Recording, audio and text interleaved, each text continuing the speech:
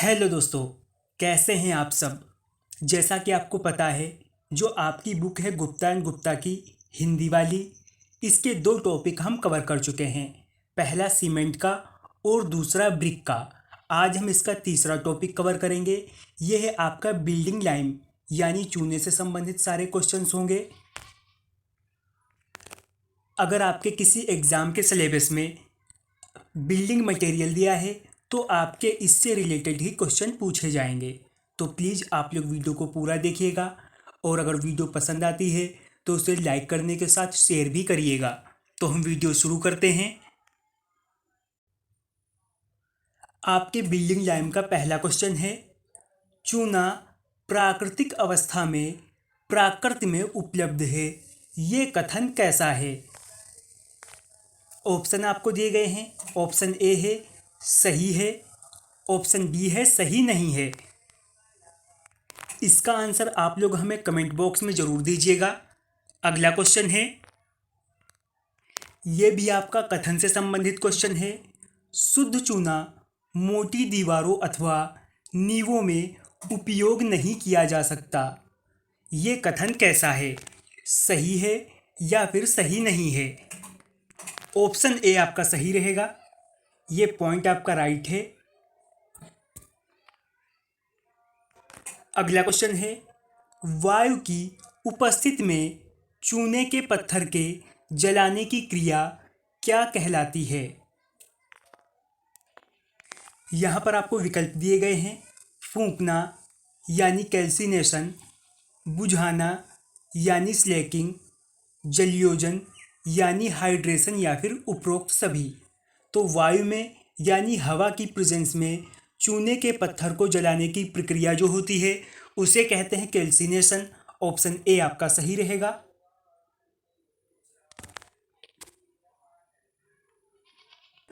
Question number 4 है, जलीय चूने यानी हाइड्रोलिक लाइम में उसके भार के पदों में क्ले के रूप में अशुद्धता की मात्रा कितनी होती है। यानी यहाँ पर पूछा है, जो आपका हाइड्रोलिक लाइम होता है उसके वेट के पदों में क्ले के रूप में अशुद्धता यानी इम्प्योरिटी की मात्रा लगभग कितनी होती है। ऑप्शंस दिए गए हैं।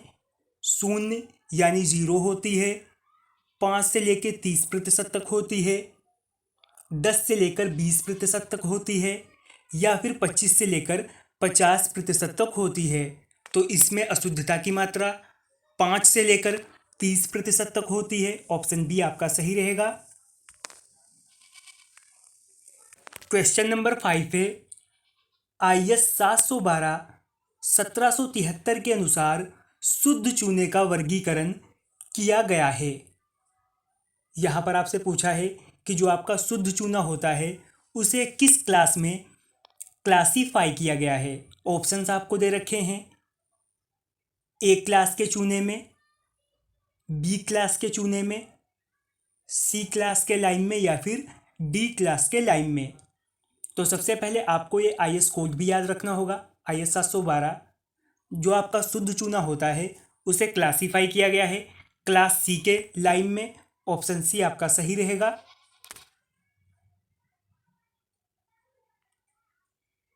क्वेश्चन नंबर 6 है, ए श्रेणी यानी ए क्लास के चूने की प्रारंभिक जमावकाल कितनी होती है। यानी जो आपका ए क्लास का लाइम होता है उसका इनिशियल सेटिंग टाइम कितना होता है। आपने सीमेंट का तो काफ़ी बार पढ़ा होगा। ऑप्शंस आपको दिए गए हैं। 30 मिनट, 50 मिनट, 120 मिनट, या फिर 70 मिनट। तो इसका प्रारंभिक जमाव काल होता है 120 मिनट बराबर 2 घंटे। ऑप्शन सी आपका सही रहेगा। अगला क्वेश्चन है, चूने का वह गुण जिसके कारण वो पानी की मौजूदगी में जमकर कठोर हो जाता है उसे क्या कहते हैं। यानी पूछा है लाइम की वो प्रॉपर्टी जिसके कारण वो पानी के संपर्क में आने पर यानी मौजूदगी में।